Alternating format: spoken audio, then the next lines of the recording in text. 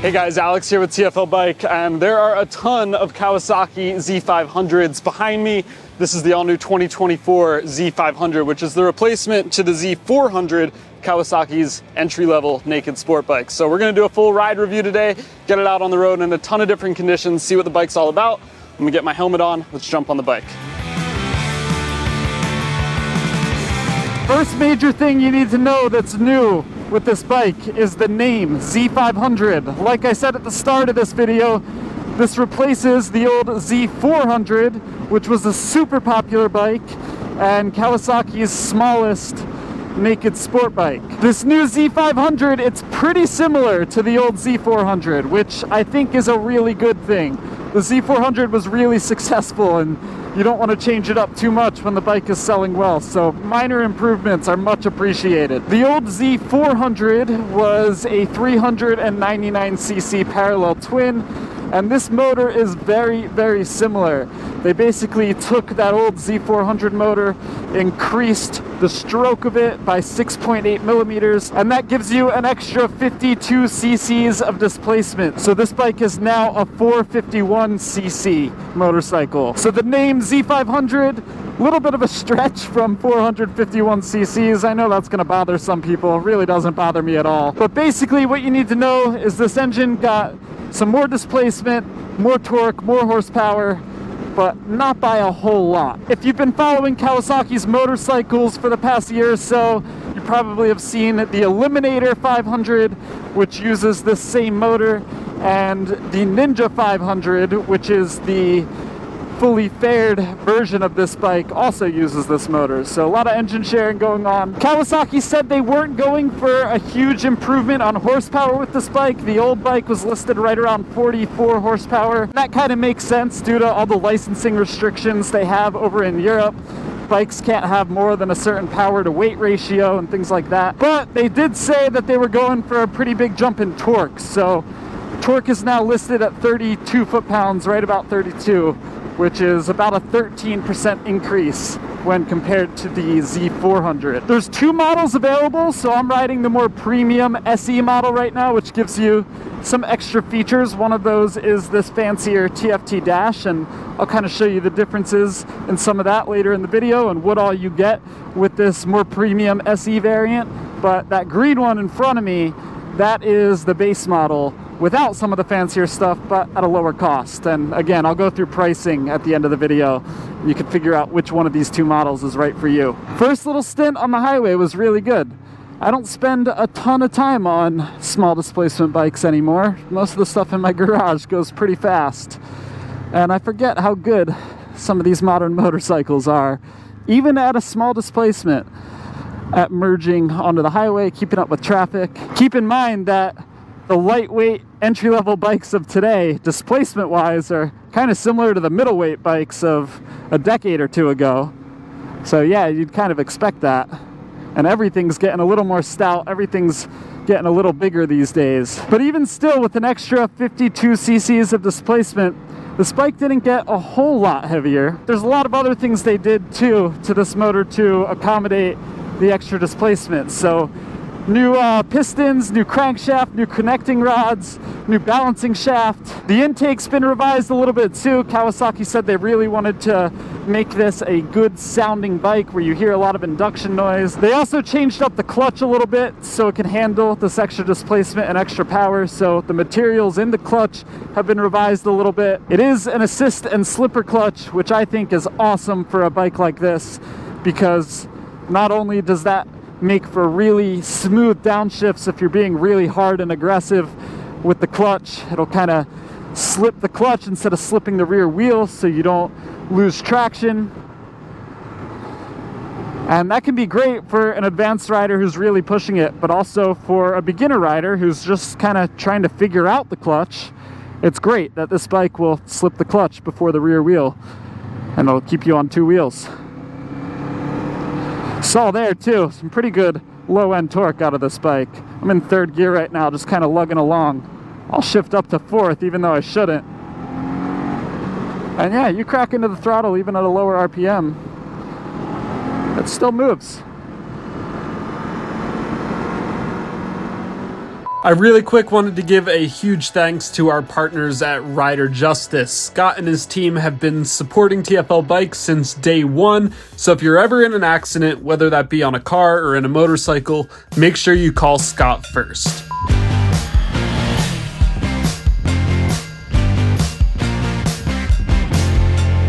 All right, let's talk about the design and the style a little bit. And the style of this is very similar to the outgoing Z400 with some minor tweaks, and that's as to be expected because the chassis is pretty much identical. So they kept a lot of the styling the same.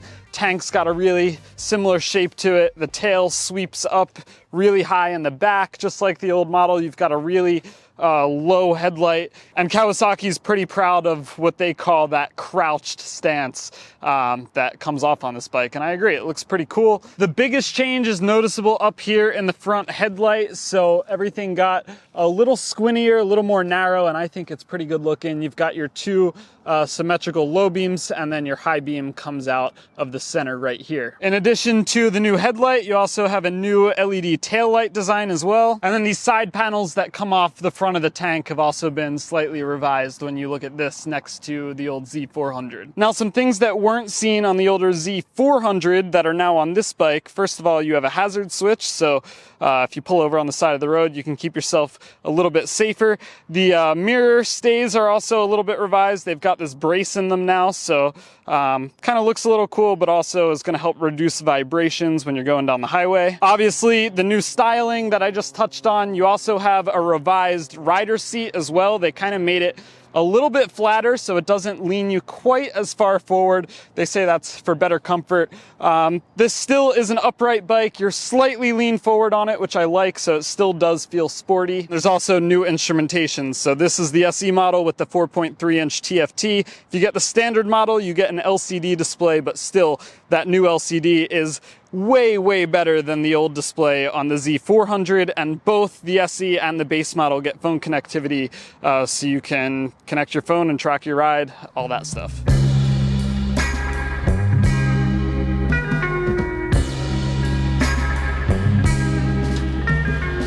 All right, so this bike is obviously going to be pretty killer in the city and commuting around town.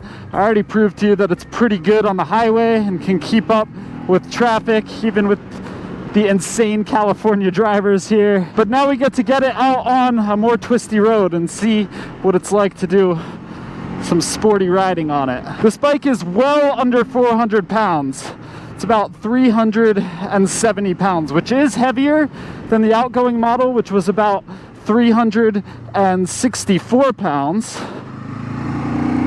Man, the torque on this bike. I should have downshifted there, but I didn't need to. This bike is super light. It's really narrow, especially in the tank area. So it just feels small, and the weight feels like it's really down low to the road.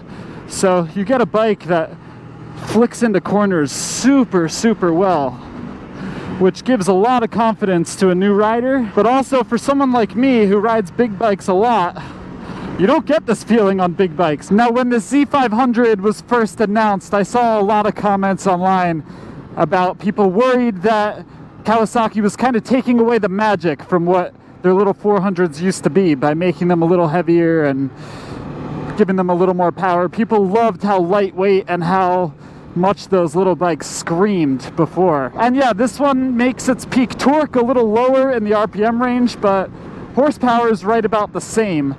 And if you're used to the feeling or the experience of riding a Z400, you're gonna feel right at home on this bike. There's nothing to worry about. As far as suspension goes, up front, 41mm Showa forks. They're not inverted, just a standard fork, no adjustability. And in the rear, KYB shock. You do have some preload adjustment for if you're carrying a passenger, or if you want to adjust it to your body weight. A little bit of adjustment in the rear, but overall, pretty basic suspension setup. But I'm actually pretty impressed with the suspension.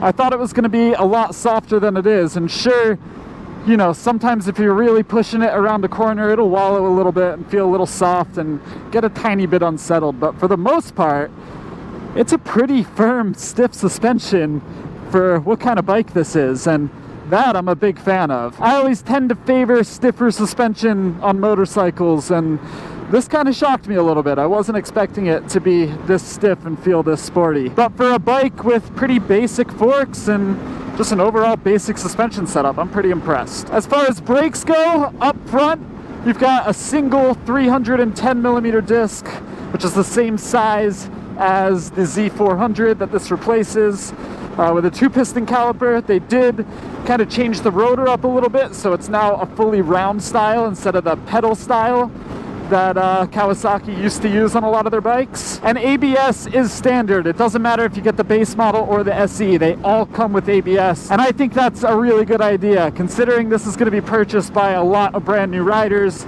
I think all brand new riders should be riding with ABS.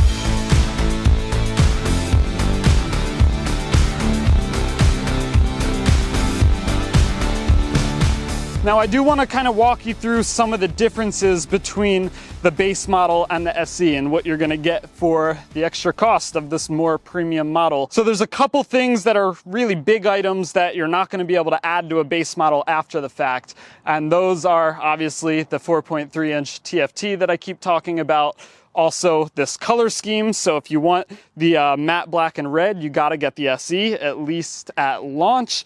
And then the other is going to be these LED turn signals, whereas on the base model, you get a much more standard indicator light at both the front and rear. Most of the other stuff can be purchased for a base model through your Kawasaki dealer. They're all accessories. So you've got this belly pan down here, which I think really completes the look of the bike. I really like the look of the belly pan. You've also got these frame sliders up here. You have a radiator guard up in the front. You've got a different windscreen. That's not a super tall windscreen, but I think it looks better than the one that you get on the base model. You're also going to get this passenger seat cover, which I don't really carry passengers on my bike all too often, so that kind of cleans the look up a little bit. Also included is this set of tank pads, so you've got one down the center and then one on each side for your knees to grip onto. And lastly, it's a little hard to see, but if you look under this rubber cover, right under the headlight here, there's a USB-C port on the SE model, so you can keep your phone charged up. Maybe you've got it mounted to your handlebar and you're using it for GPS, so that's a nice feature integrated into the bike.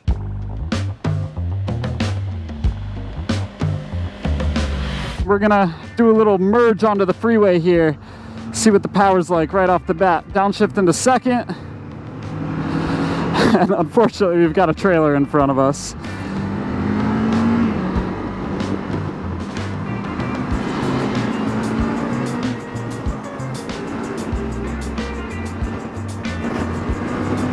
One of people's biggest concerns with an entry-level bike like this is highway riding, whether or not it has the power to merge onto the freeway. And as you can see right there, not a problem at all in Southern California traffic.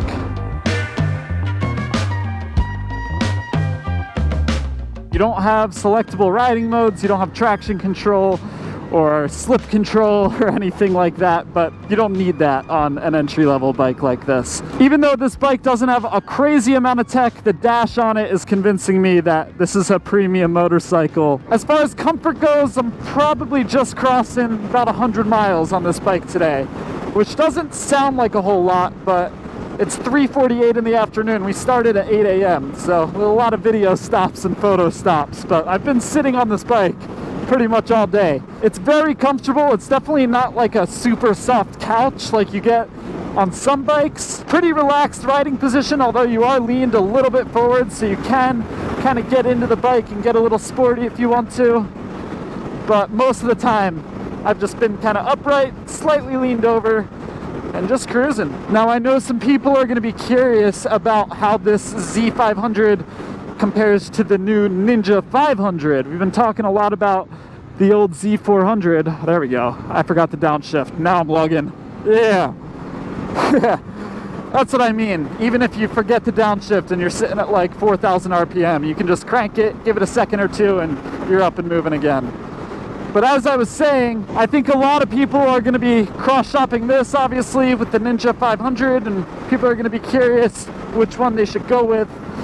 And you'll have to stay tuned to alltfl.com, because in a couple weeks I will have a full ride review of the Ninja 500 as well.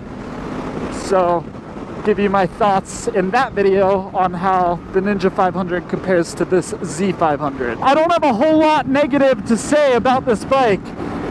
I do kind of wish that the base model came in this red color because I love this red, but that's kind of nitpicky. It can get a little vibraty at sometimes, especially at higher speeds, but not to the point where I'm uncomfortable or anything. But once in a while I did notice that I was kind of feeling a good amount of vibration, especially coming through the foot pegs. And then there's the sound. I don't think it's a bad sounding bike, but it's such an aggressive looking bike, and the sound doesn't always exactly match that.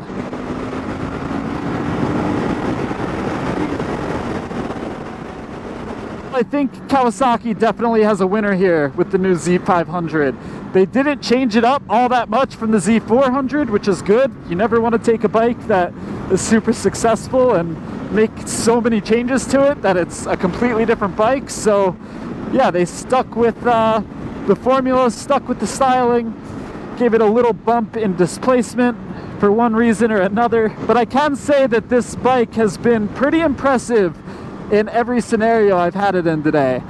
It had plenty of power on the LA freeways. It was great cruising around downtown San Diego and, you know, pulling in and out of parking lots and reversing. It's got a low seat height. It's nice and lightweight. It's pretty fun, especially when you get it on the right road. And I think there's a lot of butts that would be happy in this seat.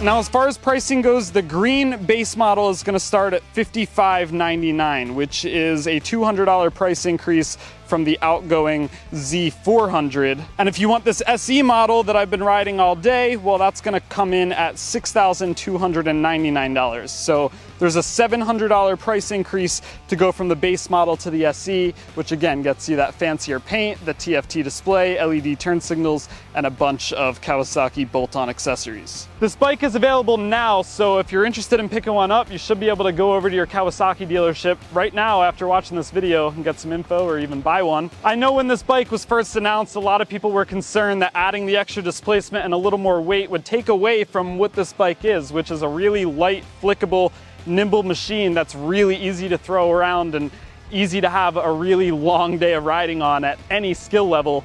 And people were concerned that, yeah, you throw more displacement at it, it's not gonna have quite that flickable feel, and you add some weight to it, and it's gonna start to feel more like a middleweight bike and not like an entry-level, really small displacement bike. And I don't think that's the case at all. This definitely still feels like that super flickable, super nimble Z400 that people have been loving for a long time, and it feels like anybody of any skill level could still throw a leg over this and have a really good time. I still think it's an awesome beginner bike, but even me, who reviews motorcycles all the time in all different sizes and categories, I had a lot of fun on this, and it all comes down to the feeling of it being so narrow, the weight being so down low, and just feeling like you can toss this around so easily. If you already have a Z400, is this an upgrade that you should make? I'm not so sure about that, but I'd be interested to hear your comments down below. It is pretty similar to the Z400, but with some improvements to make it even better. Don't forget to head on over to alltfl.com. I also did a video comparing this